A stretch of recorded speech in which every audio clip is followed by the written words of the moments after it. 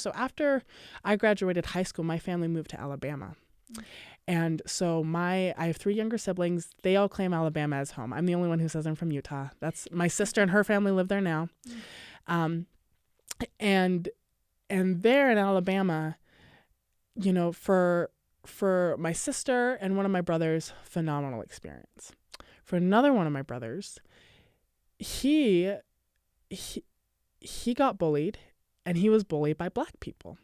So my mom having that experience, you know, seeing Black people bully someone who should be one of their own, right. and then contrasting that to now my experience here working at BYU, like I know that there was a lot that she was processing during that time as well.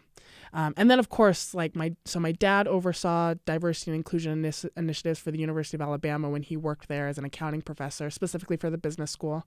And so I know he learned a lot in that position. So honestly, talking with both of my parents about all of this, we've grown together. I've learned a lot from them and the experiences that they've had. I hope they've learned from me. You know, kids raising their parents. It's a thing. But yeah, it's been really healing reconnecting with my parents on these topics. And again, I wouldn't have changed anything about my childhood, and I do think there's been a beauty to having these conversations later in life. In some ways, it would have been helpful to have them younger, but no, definitely very appreciative of us having these conversations now. All right, so you played basketball here in Utah before beginning your college career. When did you fall in love with basketball? Okay, I'm going to answer this question a little differently than I think most people expect. I don't know when I fell in love with basketball, and I don't know that I can say that I was in love with it. Really? I played both basketball and volleyball in high school. Pretty good athlete in both, right? I had options for college, which is a blessing, and yet it stressed me out. Like I hated the fact that I was a very indecisive youth. Hated the fact that I had options. But I remember choosing basketball, and I wanted to choose basketball because I felt that I could see where I was going to go with volleyball. I knew I was good, and you know, we're not going to call it being egotistical. We're going to call it self-awareness, not cockiness, but just confidence. But I just remember thinking, like, you know what? I could be an All-American in volleyball. I want to know how far I could go in basketball. Like, I want to prove to myself how good I could be. Because then I honestly, I didn't know if I was going to be a bench warmer or a starter. That was unknown to me. So that's why I chose basketball. Is because I wanted to prove something to myself. So if I what age did you do that? Like, what age were you like, I'm gonna give this a shot? So about junior year. Okay, that's when you started playing basketball. Oh no, sorry. No, I started basketball. Okay. When did I start? Kindergarten, first grade. I remember, and I played on a co-ed team. I think it was first grade. I actually played with Danny Ainge's son. Hey.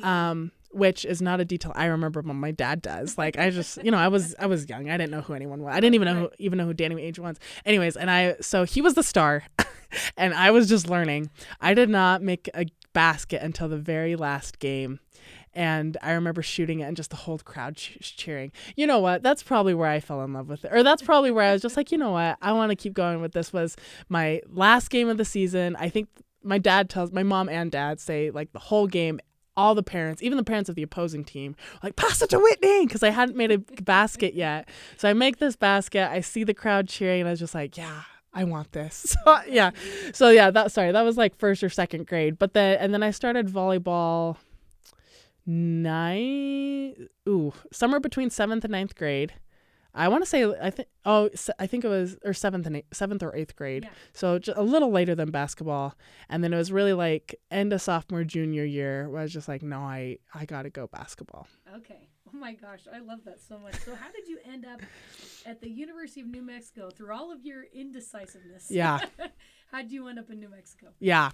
So it was the only official visit that I took.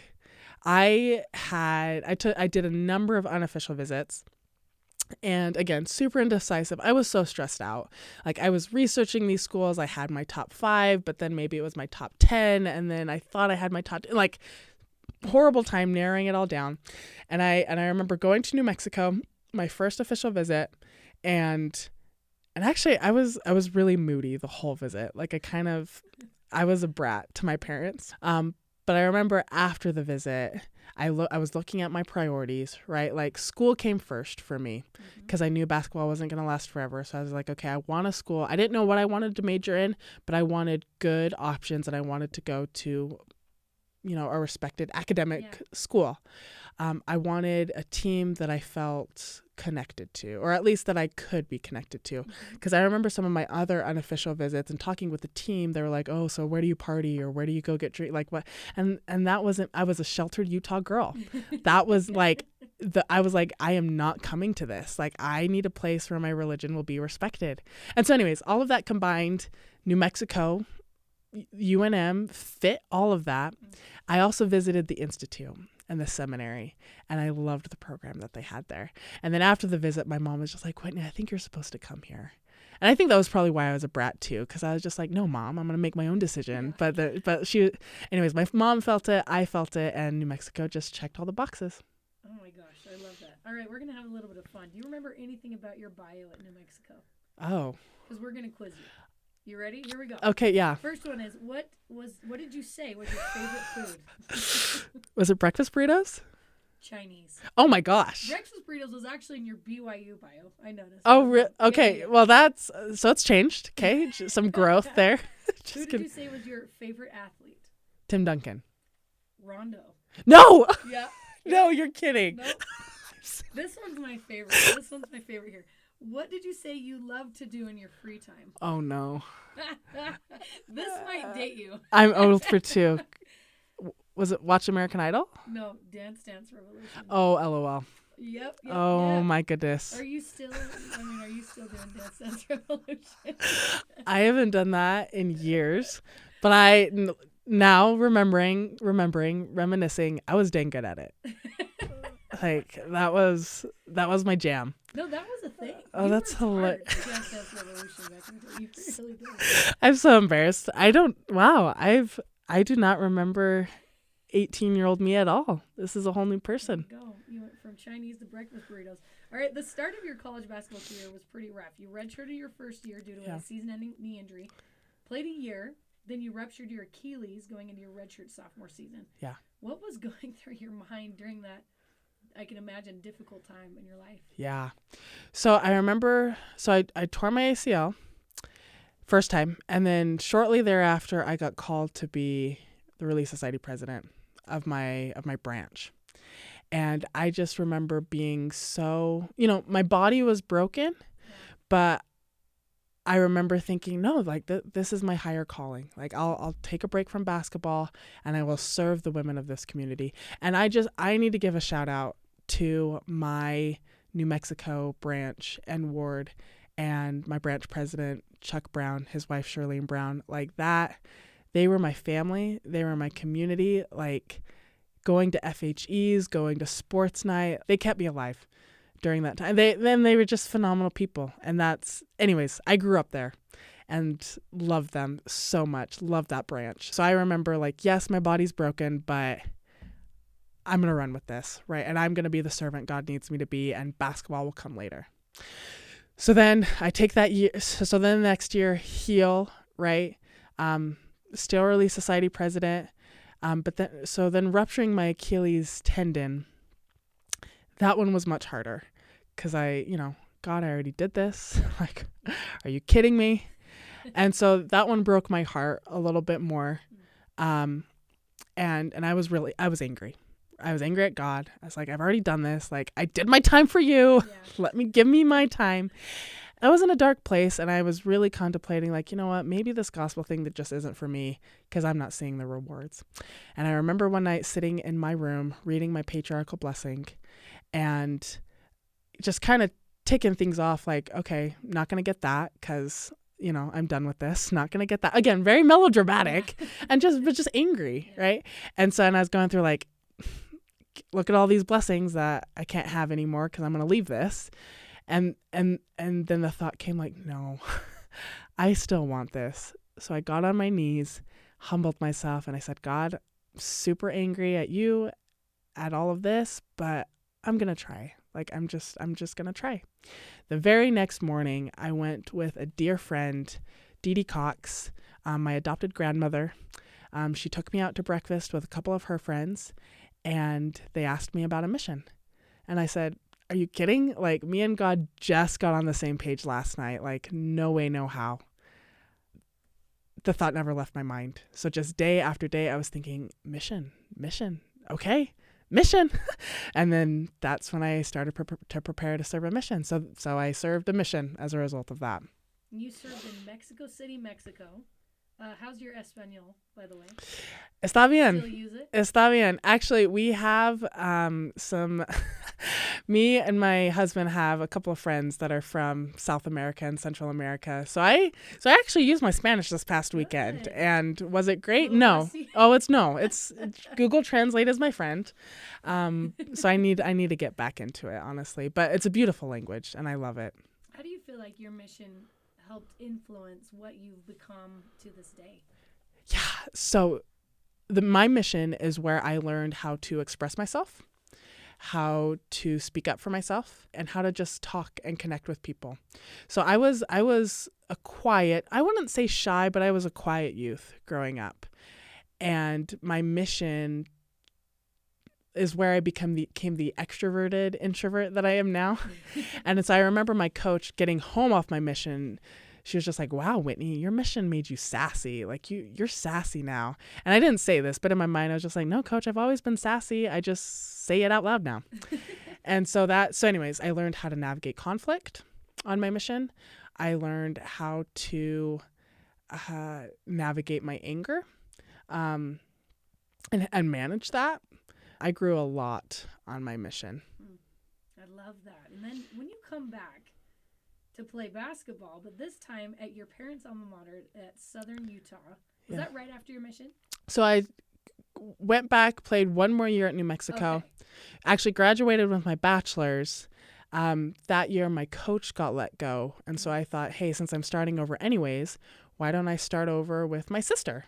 And I knew she was coming home off of her mission, and she was going to SUU. So I called up the coach and said, hey, coach, I want to play with my sister. Can you make that happen? And he had watched me play. So Coach Betcher, right, who used to coach here at BYU. So he had watched me play in high school. And so luckily that impressed him. Yeah. He's like, yes, yeah, come play. So what was that season like for you with your sister?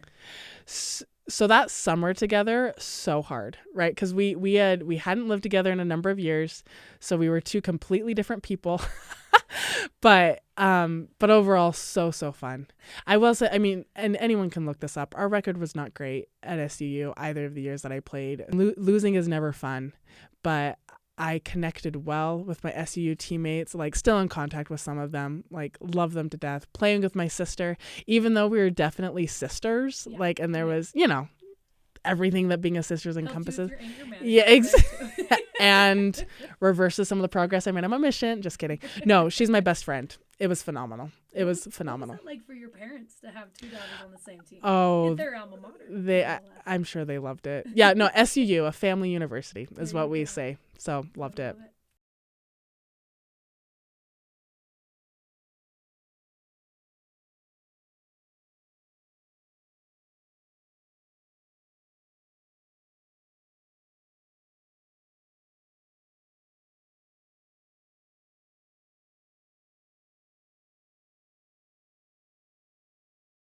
While you were playing basketball in New Mexico and SUU, were there individuals dedicated to diversity and inclusion at the college you attended as a student athlete? Was that a thing when you were going to college? So it was. Going back to what I said earlier, though, about my racial identity, all through college, I still was not willing to really talk about race or acknowledge the fact that I was Black. At both UNM and New Mexico, the culturally diverse centers there, and I can't remember what it's called at UNM, but it was definitely the CDC at SUU, both reached out to me via email, immediately deleted both emails, or any email that they ever sent me. And I just thought, especially when I was at SUU, my thought was, hey, I'm a Utah girl. Yeah. I'm not culturally diverse. Like, just because I look a certain way doesn't mean you can judge me. Like I'm not playing this game. So I never got involved during college at any of the culturally diverse centers. But looking back, do you feel like that is something you would have benefited from? I think so. Yeah. Actually, I know so. Yes, I would have. But I wasn't. And so that's one thing that has really influenced my work now is what I do and the different affinity groups or opportunities to connect culturally or even just connect in general with people, right? Some people need it. Some people aren't ready for it. Right. And some people need it, but they need this amount and it needs to look this way. And some people need it and it needs to look this way, a completely different way. And I think that's really, that's something that's really helped me in my job. And I hope has given me a unique, powerful perspective of being able to meet people where they are. Like, yes, it would have benefited me in college, but it never would have worked because I wasn't ready for it and I wasn't able to accept it. And I still didn't consider myself part of the Black community at that time. So it didn't work and that's okay. Yeah. And so for some people, going through college, like their racial understanding or just their identity in general, or even their identity as children of God, right? It's going to look different and they're at different stages. And my goal is to always respect that, respect where people are and give them what they need. And that looks different for everyone. I'm sure there's a lot of emotions that come with this job. So how do you manage your own feelings as well as those of others when you're hearing these stories and trying to help these people out? Yeah. Therapy, a phenomenal husband who lets me talk to him about anything and everything, and a lot of prayer. And I'm still working on that because it's an emotional job. And of course, and my emotions are in it too, right? Because a lot of this stuff is personal for me. And so, it's just I think every day I manage my emotions a little differently, right? I have a therapist. I work out regularly. I read fantasy books.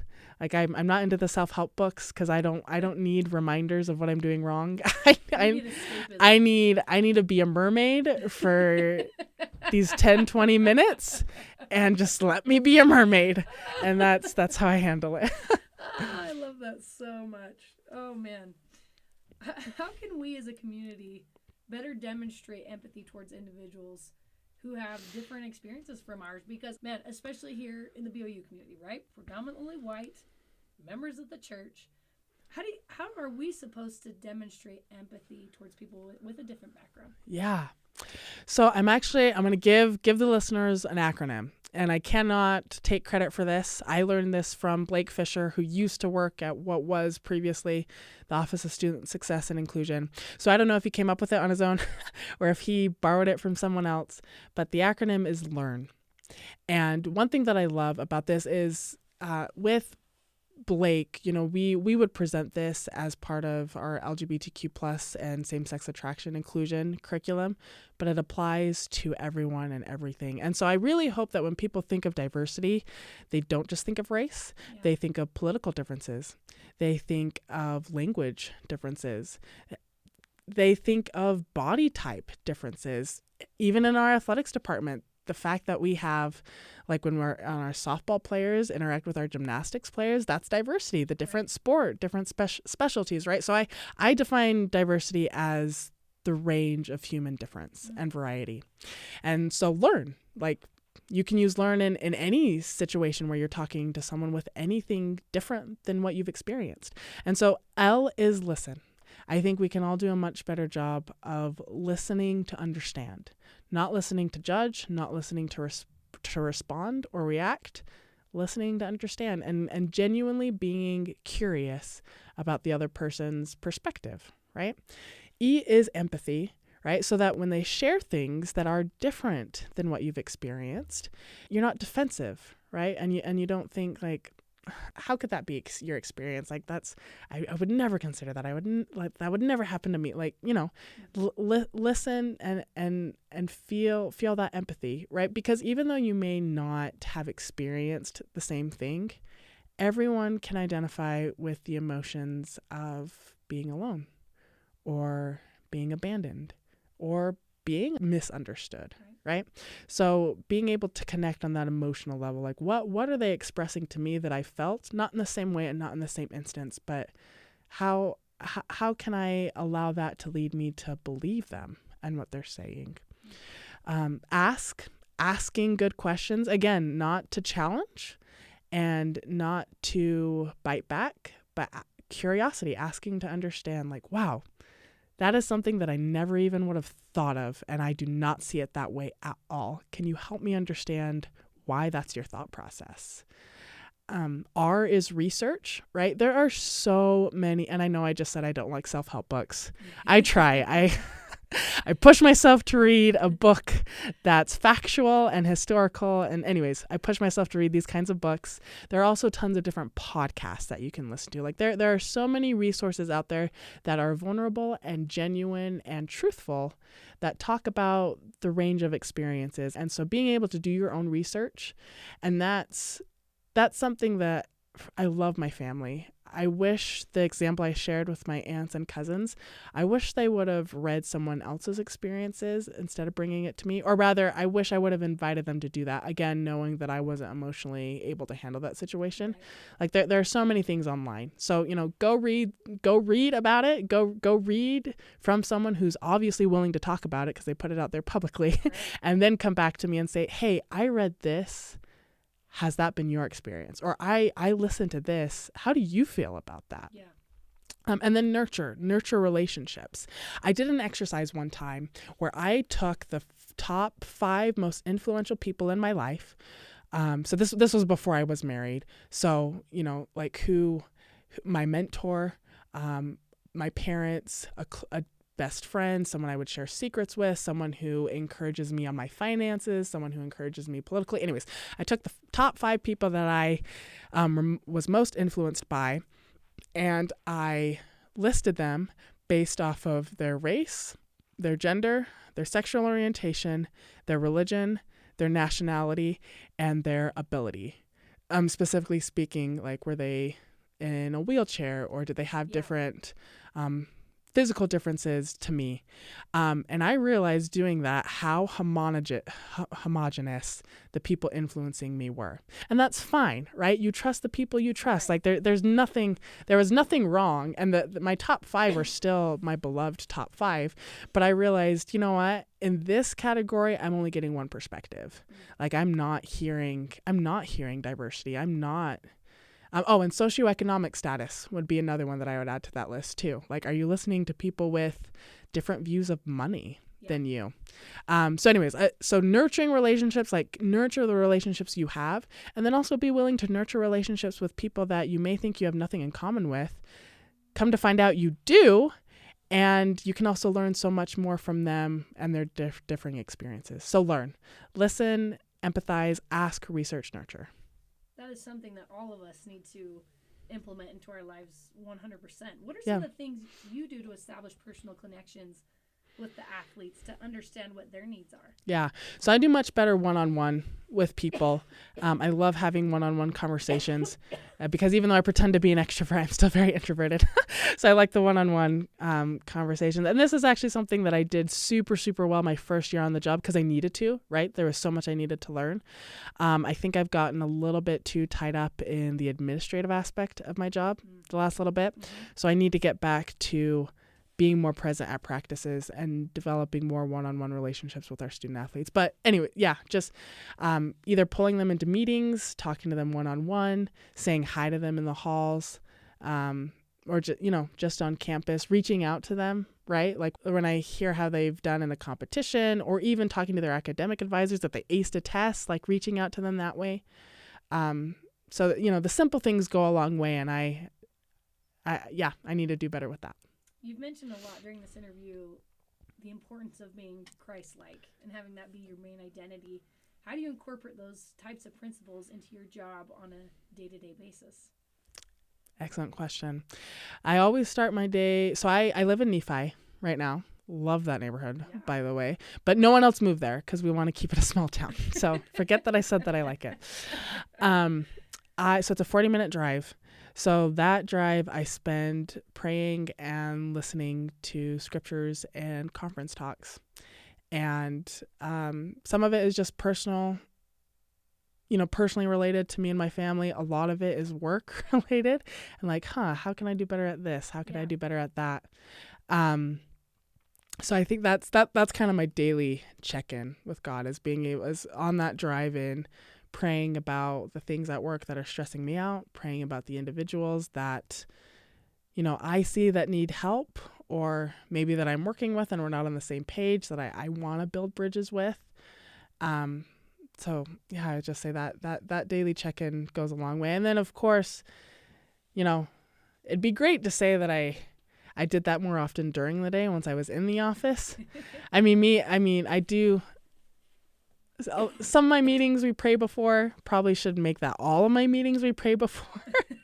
But anyways, was just trying to also listen to the Spirit. Like I have sent up many a prayer that's, hey, Heavenly Father, I have all of these things on my agenda and in my calendar, but put me where you need me today, and let it be okay if I'm late to a meeting because I'm spending time with a student athlete, or please help me, not stress about the little things. Help me focus on what is most important. That is a common prayer. We're here with Whitney Johnson Catt, the Associate Athletic Director of Student Athlete Development, Diversity, and Inclusion. Whitney, thank you so much for being here with me today, and thanks for all you do for our community and for BYU. Well, thank you. Appreciate it. Thanks also to Annie Robinson and Sydney Simpson for producing this episode. Cleon Wall is the senior producer. Her Why is a production of BYU Radio.